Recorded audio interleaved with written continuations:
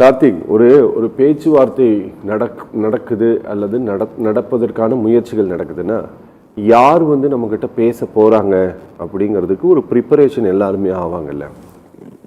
விஜய் குறித்து திரு DK சிவகுமாருடைய பார்வை என்னவாக இருந்தது ஒரு 2.5 மாதத்துக்கு முன்னால்? அப்புறமா இன்மெச்சூர்டு பொலிட்டீஷியன், அவருக்கு ஒன்றும் தெரியாது அப்படின்னாரு. இந்த ஒரு 2 மாத காலத்தில் இந்த பிரச்சனையினுடைய முழு ஆழத்தையும் தெரிந்து கொண்டு ஒருவேளை திரு விஜய் போய் பேசுகிறாரு அப்படின்னா அதில் என்ன தப்பாயிருப்போது? அடிப்படையில் பேச்சுவார்த்தைக்கு என்ன இடம் இருக்குங்கிறதான் கேள்வி. அதாவது நடுவுமன்றம் சொல்லி உச்சநீதிமன்றம் சொல்லி கேட்காத ஒருவர் விஜய் போய் பேசினா கேட்டுவாரா?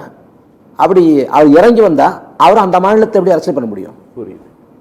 அவர் நீர்வளத்துறை அமைச்சராக இருக்கிறப்ப இதை பேசுபொருளாக்கி இதை பெரிய விவகாரமாக்கி சித்தராமையா காலி பண்ணிட்டு முதலமைச்சர் உட்கார்றாரு.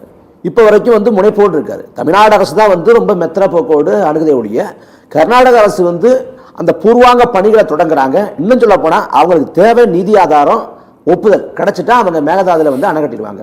அந்த எல்லைக்கு போயிட்டாங்க. தமிழ்நாடு அரசு மிகுந்த மெத்தன போக்கோடு அலட்சிய போக்கோடு கையாளுது. பேசி கொண்டிருக்கிற சமயத்தில் செய்தி வந்திருக்கு. அன்புமணி ராமதாஸ் கேட்ட கேள்விக்கு மத்திய நீர்வளத்துறை அமைச்சர் மேகதாது அணை கட்ட தமிழ்நாடு அரசோட ஒப்புதல் தேவையில்லை அப்படின்னு சொல்லியிருக்காரு. இதுவே உண்மைக்கு புறம்பானது, சட்டத்துக்கு புறம்பானது இப்போ செய்தியாக இருக்கிறது. அப்போ தமிழ்நாடு அரசின் ஒப்புதல் தேவையில்லைன்னா இந்த விவகாரத்தை பொறுத்த வரைக்கும் காங்கிரஸ் பாஜக 2 கட்சிகளும் கர்நாடகா பக்கம் நிற்குது. ஏன்னா காங்கிரஸ் பாஜக 2 கட்சிகளும் தமிழ்நாட்டில் ஆள்ற உயரத்துக்கு வரலை.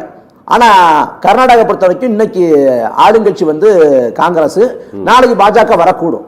அப்ப அந்த அரசியல் லாப கணக்கை பயன்படுத்தி அதை மனசில் வச்சுக்கிட்டு முழுக்க தேசிய கட்சிகள் அந்த பக்கம் நிற்கும். அதனால பாஜக வெளிப்பட எனக்கு அறிவிச்சிட்டாங்க. இப்ப நாளைக்கு அங்க அணைகட்ட ஒப்புதல் தரமாட்டோம் அப்படின்னு சொல்லிட்டு அங்க அரசியல் பண்ண முடியாது. ஆனா அணைகட்ட தமிழ்நாட்டுக்கு தமிழ்நாட்டோட ஒப்புதல் தேவையில்லைன்னு சொல்லிவிட்டு தமிழ்நாட்டில் பாஜக அரசியல் பண்ணலாம். அதான் இங்க வினோதமான ஒரு நிலை. அதனால இதுல இவ்வளவு மெத்தன போக்கோடு அரசு இருக்குன்னா இது ஆபத்து.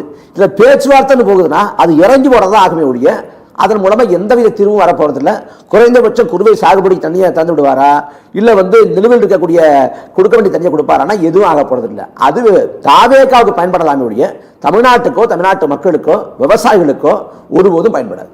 சரி, நீங்க சொல்வதை போல புதிதாக இவர்கள் வந்தார்கள், இவர்கள் களத்தில் போராடல, எதுவுமே செய்யலை, வந்துட்டாங்க, மக்கள் தேர்ந்தெடுத்தாங்க. இவங்களுக்கு ஏன் இங்கே இருக்கக்கூடிய அரசியல் கட்சிகள் எல்லாம் ஆதரவு கொடுக்கக்கூடாது? இவங்களை டிமோட்டிவேட் பண்ணாமல் இவங்களுக்கு ஏன் பக்கபலமாகவும் ஆதரவாகவும் இருக்கக்கூடாது?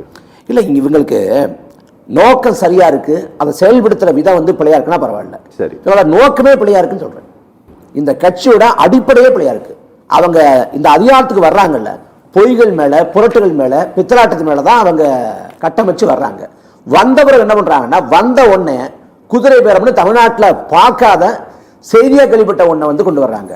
அதிமுக ஆட்சி காலத்தில் ஊழல் செஞ்ச ஊழல் பெருவழிகளை கட்சி சேர்க்கிறாங்க. அப்போ இப்படிப்பட்ட ஒரு அரசியல் என்னவா திசையில் போகும்? திமுக அதிமுக வர்றப்ப கொள்கை கோட்பாடு அப்படின்னு பேசினாங்க. காலப்போக்கில் இழுத்து போய் அவங்க கரைஞ்சு போய் ஊழல்வாதிகளாக மாறி போனாங்க.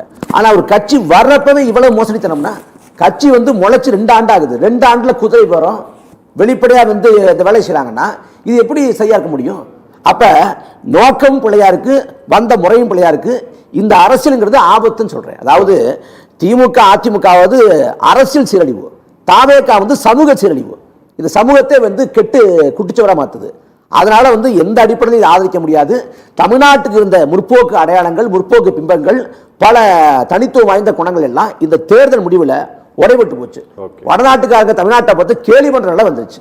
அதனால இந்த அரசியல் வீழ்த்தப்படுறதா மீண்டும் ஒரு முறை தமிழ்நாட்டோட தனித்துவத்தை காப்பதற்கான வழி. ஓகே, இந்த பேச்சுவார்த்தையை ஒருவேளை விஜய் நடத்தினால் அது காலாகாலத்திற்கும் நிற்க போகிற வரலாற்று பதிவாக மாறும். காலாகாலத்துக்குமான வரலாற்று பழிச்சொல்லுக்கும் களங்கத்துக்கும் விஜய் ஆளாவார். போராடி பெற்ற காவிரி உரிமையை தாரை வார்த்த கரங்களா அவர் கரங்கள் மாறி போகும். பேச்சுவார்த்தை மூலமா எதையும் சாதிக்க போறதில்லை. அவங்க சட்டப்பூர்வமா கூட நடக்க மாட்டேங்கிறாங்க. அவங்கள்ட்ட பேசி என்னத்தை தீர்க்க முடியும்? சரி, அப்ப அதனால எந்த பயனும் இல்லை. தாவேக அரசு தன்னோட பிம்பத்தை உயர்த்தி கொள்வதற்கு வேணா செய்யலாமே ஒழிய அதன் மூலமாக தமிழ்நாட்டு மக்களுக்கு எந்தவித பயனும் விளைய போறதில்லை. அது ஒரு ஏமாற்றுவாதமா, ஒரு வெத்து வாய்ஜாலமா, ஒரு ஜம்பமா இருக்குமே ஒழிய உளப்பூர்வமா எந்த நன்மையும் தர, எந்த பிரயோஜனமும் இருக்க போறது, எந்த பயனும் கிடையாது.